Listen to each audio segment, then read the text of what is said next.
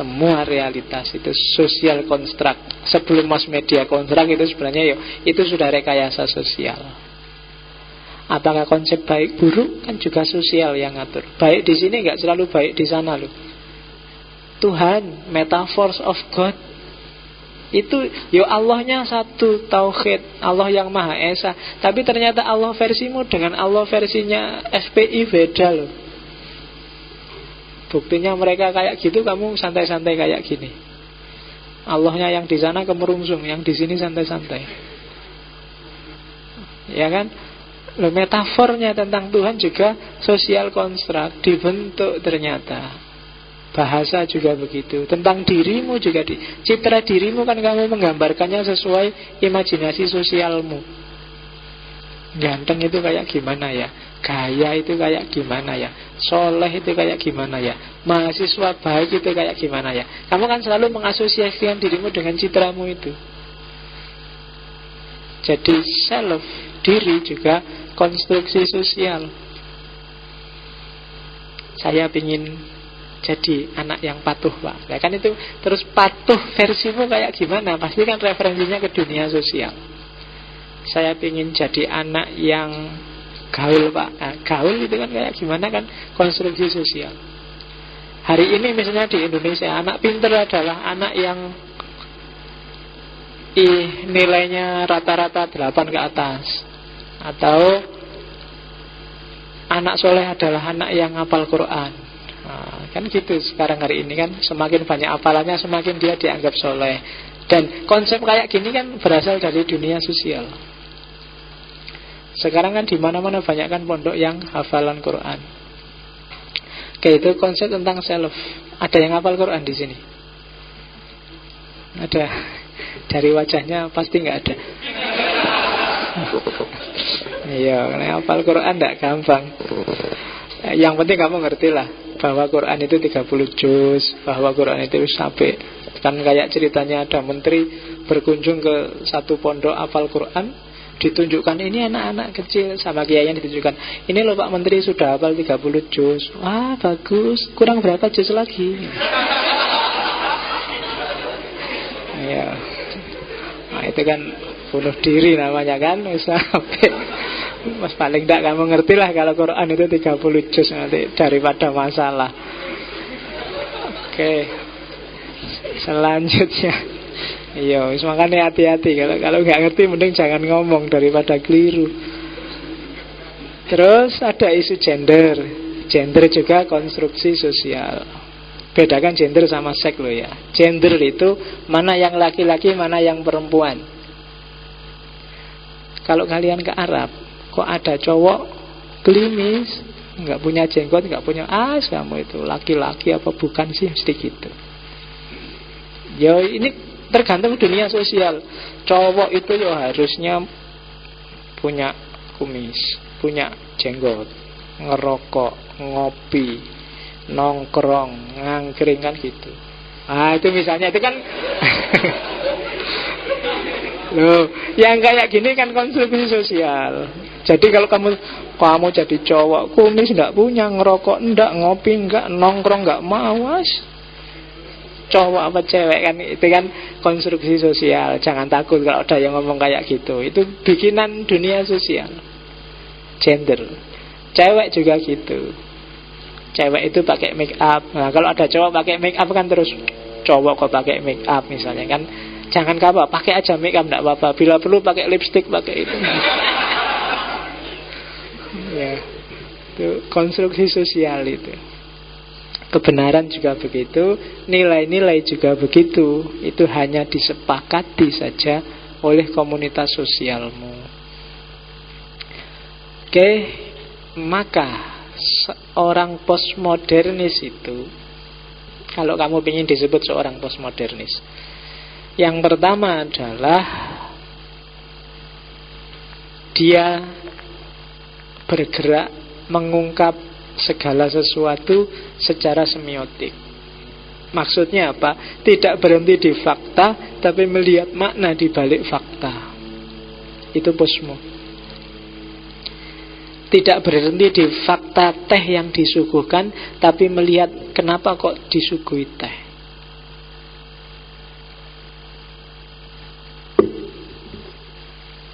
Tidak melihat fakta bahwa tiap malam Kamis kita ngumpul di sini, tapi juga mengungkap apa sih makna ngaji ini bagi para pelakunya. Itu semiotik. Yang kedua, skeptis. Jangan gampang percaya dengan kebenaran yang disodorkan di depan matamu. Tak ulangi lagi, matamu. Nunda. Ya tak ulangi biar kamu jelas. Jadi pertanyakan. Jangan mudah percaya. Hermeneutical skepticism. Apa iya begitu? Seandainya iya begitu, apa iya harus aku maknai seperti itu juga?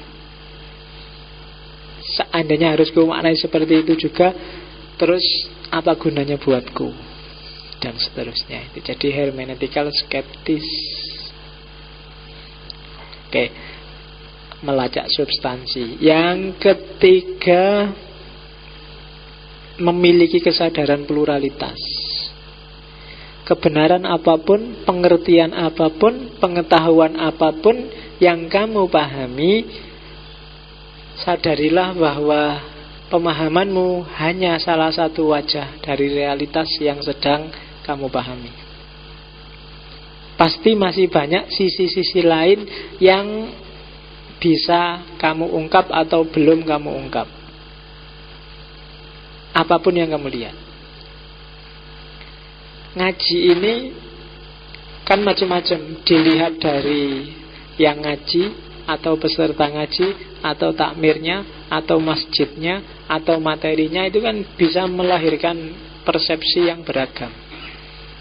Pokoknya lihat apapun, ingat-ingatlah bahwa ini bukan satu-satunya. Kalau menurut ceritanya Sufi, bahkan bukan satu-satunya, bahwa ini pasti akan berubah. Sufi kan gitu. Kan ada Sufi yang punya cerita, ada seorang muridnya yang dikasih cincin. Guru, saya minta bekal biar hidup saya tentram. Dikasih cincin yang ada tulisannya, ini pasti akan berubah. Itu kan. Dan ternyata bekal cincin ada tulisannya itu ampuh. Dia mengalami apapun terus dia cincin itu, ini pasti akan berubah. Aman dia kan. Waktu sukses seneng-seneng, pengennya terus, ini pasti akan berubah. Ya kan. Seneng-senengnya gak usah pol-pol. Oh iyalah, wong seneng-seneng juga sementara, pasti nanti berubah. Waktu dia depresi, sumpek, gak ada masalah dia, ini pasti akan berubah, tenang aja lah. Paling ya sementara, nanti juga ganti lagi suasananya dari sumpek jadi senang, dan terus sehingga akhirnya hidupnya tenang. Nah itu bisa kalian bikin tip, nanti pulang dari sini pesen gelang opo cincin, kasih tulisan ini pasti akan berubah. Nah, nanti kamu tentrem. Diputus pacarmu sedih, ini pasti akan berubah. Atau sedang pacaran, ini pasti juga akan berubah. Jadi kamu siap menghadapi segalanya. Oke, nah itu sebenarnya karakter-karakter posmo. Sufine posmo berarti menyadari realitas dan progresivitas hidup. Karena kita sering-sering susah nyari pegangan waktu seneng atau waktu susah. Tapi kalau ada peringatannya, tenang aja, pasti berubah, tenang aja. Ada apa-apa, pasti berubah. Kalau nggak berubah-ubah, dilihat lagi, pasti berubah, tenang aja. Oke. Terus seorang posmo melihat fakultas-fakultas yang lain dalam diri kita masih banyak, tidak cuma rasio dan empiris. Kita punya imajinasi, emosi, naluri, spiritualitas. Semuanya penting. Jangan terpesona hanya oleh akal, hanya oleh empiris, pengalaman nyata. Kemudian yang ketiga, jangan menang-menangan. Yang lain juga kayak kamu. Dia melihat kebenaran versi dia. Dia berpikir sejauh dia mampu. Dia menjangkau kebenaran sesuai kapasitasnya. Yang itu beda dengan kamu. Sehingga kebenaran yang ditemukan beda. Kamu boleh tetap meyakini kebenaranmu sambil kamu ingat bahwa dia juga pasti meyakini kebenarannya. Tidak apa-apa kamu anggap dia salah, tapi tetap kamu hargai dia dengan kebenarannya sebagaimana dia nganggap kamu salah. Nah, itu posmo, menghargai the other. Jadi yang lain itu bukan sesuatu yang pasti keliru. Kalau logikanya mana keliru mana benar, ya bagi kita dia salah, bagi dia kita yang salah. Jadi Kristen itu benar menurut orang Kristen, sebagaimana Islam itu benar menurut orang Islam. Kan gitu secara fenomenologis. Meskipun secara psikologis bagi kita Islam pasti benar. Nah, secara psikologis bagi orang Kristen, ya Kristen pasti benar. Sebenarnya simple kayak gitu. Cuma kita aja sok-sok cara berpikirnya kayak orang modern tadi, I and the other. Seolah-olah aku sing bener, yang lain mesti salah. Bahkan begitu bahkan sampai terbukti aku yang salah janjane, tapi tidak boleh, aku harus selalu benar, yang lain mesti salah. Kalau aku salah itu khilaf. Manusia kan tempatnya khilaf. Nah, aku harus selalu benar, kan selalu gitu. Nah, orang posmo tidak kayak gitu gayanya. Jadi seorang posmo gayanya yang pertama tidak berhenti pada fakta. Yang kedua tidak mudah menerima kritis. Yang ketiga punya kesadaran pluralitas. Yang keempat punya kesadaran holistik tentang kemampuan dirinya, akal, emosi, imajinasi. Dan yang keempat menghargai yang lain. Cara berpikirnya tidak hitam putih. Kalau kita punya 5 karakter ini, berarti kita punya bakat jadi orang posmo. Tapi selama kita masih seneng ngeyel, nyari kebenaran versi kita sendiri, dan yang lain harus selalu salah, berarti kita orang modern. Nah, pengen jadi orang modern apa orang posmo itu pilihan. Suka-suka. Ya, tantangannya posmo ada 5 sebenarnya, cuma kita akan jelas kalau nanti masuk ke tokoh-tokoh. Posmo akan juga berhadapan, meskipun dia skeptis terhadap yang dia hadapi, tapi dia juga akan ditantang oleh skeptisisme. Skeptisisme berarti ya, apa ya posmo itu harus diterima begitu saja. Dia juga akan ditanya kayak gitu. Kayak demokrasi itu loh, kita harus demokrasi. Apakah yang anti demokrasi harus kita toleransi juga enggak? Atas dasar demokrasi. Itu kan bulat nanti persoalannya. Bahasa dan metabahasa. Yang kedua rasionalisme. Terlalu posmo juga, pada gilirannya kita akan ketabrak rasionalisme. Karena dalam hidup kita pasti ada sunatullah yang sifatnya rasional. Yang itu kadang-kadang tidak bisa dibantah. Yang ketiga objektivisme, karena memang ada sisi-sisi hidup yang sifatnya objektif, yang tidak selalu subjektif. Yang keempat ekonomisme. Ekonomisme ini yang tidak ada tandingannya, karena orang mikir apa saja kalau sudah masuk ekonomi bisa berubah-ubah. Benar bisa jadi salah, salah bisa jadi benar. Itu ekonomisme. Yang penting siapa untung siapa tidak untung, cuma itu kan. Nalar ekonomi itu kan nalar yang cari keuntungan sebesar-besarnya. Yang paling bermain adalah kepentingan. Yang kelima konsumerisme. Ini kelanjutannya ekonomisme. Konsumerisme itu orang-orang yang malas mikir, malas berproduksi, bisanya cuma mengkonsumsi. Itu yang kita sebut pasar. Sebagus apapun postmodernisme atau modernisme, kalau konsumen nggak nerima, kalau pasar nggak mau juga nggak akan laku. Jadi apa-apa ternyata juga ditantang oleh pasar. Kamu punya idealisme seperti apapun, kalau pasarnya nggak suka sama kamu, juga idealisme muspro, sia-sia. Nah itu tantangan-tantangannya. Nanti satu-satu kalau kita ketemu tokoh-tokoh posmo akan jelas tantangan-tantangan ini. Jadi ini tantangannya postmodern. Terus ya, terakhir, ini catatan saya sebentar untuk mungkin nanti kamu pikir di rumah. Apa sih bedanya modern, postmodern di Barat sama di Indonesia? Modernisme di Barat, seperti tak jelaskan minggu lalu, adalah menghidupkan kembali warisan Barat Yunani kuno yang sempat dipinjam oleh Islam, tapi kemudian dirusak oleh kelompok gereja, papasi, kepausan. Itu modern Barat. Kemarin tak jelaskan di Enlightenment, pencerahan dan Renaissance. Kalau di Indonesia yang disebut modern adalah mengadaptasi filsafat Barat yang asing, yang berkembang lewat pendidikan kolonialis untuk menggantikan adat tradisi yang sudah mapan.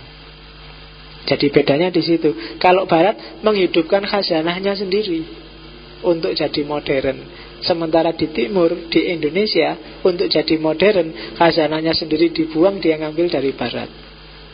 Itu bedanya. Kenapa kita terjebak kelemahan modern sendiri? Dianggap modern ya yang versi Barat itu. Yang tidak versi Barat itu disebut tidak modern. Itu bedanya di Barat sama di Indonesia. Bahkan pendidikannya pun sebenarnya warisan kolonial, seperti tak jelaskan tadi. Sampai semangatnya juga masih semangat kolonial. Kenapa hampir semua alumni, hampir semua sarjana hari ini rebutan untuk jadi PNS? Itu kan sebenarnya mentalitas warisan kolonial. Ketika Belanda bikin politik etis, terus ada tuntutan balas jasa, dibukalah sekolah-sekolah. Cuma sekolah-sekolah yang dibuka Belanda, sekolah untuk melahirkan pegawainya Belanda. Karena Belanda butuh pegawai yang bisa dibayar murah. Lahirlah His, lahirlah Mulo. Itu kan memproduksi pegawai. Jadi semangatnya sekolah adalah untuk jadi pegawai. Ternyata warisannya kolonial itu sampai hari ini. Begitu dibuka lowongan pegawai PNS, yang dicari 4, yang daftar 4.000. Ya kan, mentalnya masih mental warga terjajah. Oke, itu bedanya modern di Barat sama modern di Timur. Itu yang harus kamu refleksikan. Jangan-jangan kita butuh modern versi kita, bukan modern versi Barat. Kayak apa modern versi kita? Yo, ayo dibahas. Atau postmodern. Kalau postmodern di Barat itu melampaui modernisme dengan filsafat baru, dengan mengkritik filsafat modern sesuai dengan kondisi konkret, historis, alamiah yang ada di Barat sendiri. Itu kan mengkritik karena ada perubahan situasi di Barat sendiri, sehingga modernisme terus digugat. Kalau di Indonesia, postmodern itu mengapresiasi kembali adat, kemudian mengadopsi filsafat asing, apakah itu Barat atau Islam, untuk mengkritik modernisme. Jadi kita mengkritik modern juga pinjam dari luar diri kita. Kita mengapresiasi adat kita dengan teori dari luar, apakah itu Barat atau Islam. Islam dalam tanda petik loh ya, maksudnya Arab. Nah, kita sering ke situ.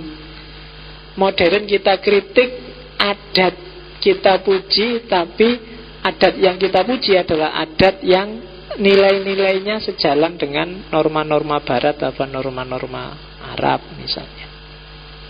Yang enggak ya enggak, ini enggak Islami, ini enggak sesuai Barat, enggak sesuai modernitas, ini enggak. Jadi yang sesuai kita apresiasi, yang enggak tetap kita kritik. Modern juga gitu, apakah dia kita kritik, apa kita puji, asal sesuai dengan tradisi yang di luar kita. Itu yang selama ini berjalan di Indonesia.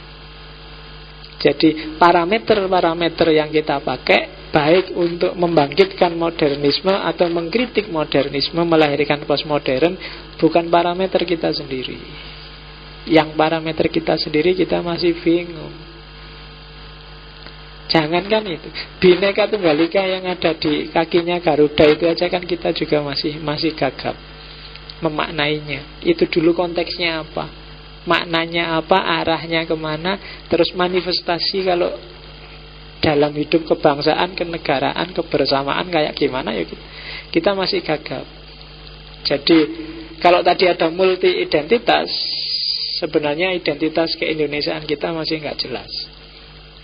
Makanya tadi di awal saya ngomong Indonesia itu barat apa timur. Nah, itu bahanmu untuk refleksi. Karena kalau tidak, Indonesia akan tetap seperti ini sampai besok-besok. Dia akan kehilangan identitas, akan selalu diombang-ambing. Yang datang selatan dia ikut ke selatan, yang datang utara dia ikut utara. Tidak cuma kamu, presidennya juga gitu. Ketika dia sendiri nggak ngerti apa Indonesia dengan segala karakternya, maka logikanya cenderung jadinya pragmatis untuk kepentingan-kepentingan dia, kepentingan sementara, jangka pendek, kepentingan dan seterusnya. Kuncinya kamu love wisdom, apa love success, apa love pleasure. Kamu pingin senang-senang, atau pingin hidupmu sukses saja, atau pingin menemukan kesejatian, puncak yang namanya kebijaksanaan. Kuncinya di situ. Kalau sekedar senang-senang saja, ya selamat jalan, Indonesia pasti pada saatnya akan hilang. Kalau mengejar sukses, tergantung sukses apa yang ingin kamu raih.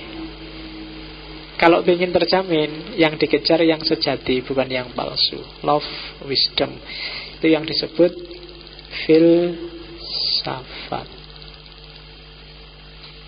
Oke, saya kira itu pengantar bosmu. Ini baru pengantar. Minggu depan kita mulai masuk 1-2 tokoh. Entah tokoh yang mana yang saya bawa, ditunggu saja biar kejutan. Lah iyalah, saya juga. Yang penting yang tadi, yang tokoh-tokoh itu pasti tak bawa salah satu dari yang ada di atas. Apakah itu Derrida, apakah itu. Tapi tokoh-tokoh ini pasti nanti. Selama postmodern kita nggak akan lepas. Mungkin tak ambil satu-satu dari tiap klaster, atau mungkin ada klaster yang tak anggap harus diloncati karena ada di sesi yang lain mungkin juga. Tapi tidak akan lepas dari orang-orang yang tak tulis di situ untuk postmodernisme. Oke, alhamdulillah nggak ada yang tanya. Sudah jam 10 ya, wis ndak apa-apa wis. Kalau ada yang tanya di balik layar ya, tidak di depan layar, wis jam 10. Oke, insyaallah kita ketemu minggu depan. Wallahul muwaffiq, wallahu a'lam bissawab. Wassalamualaikum warahmatullahi wabarakatuh.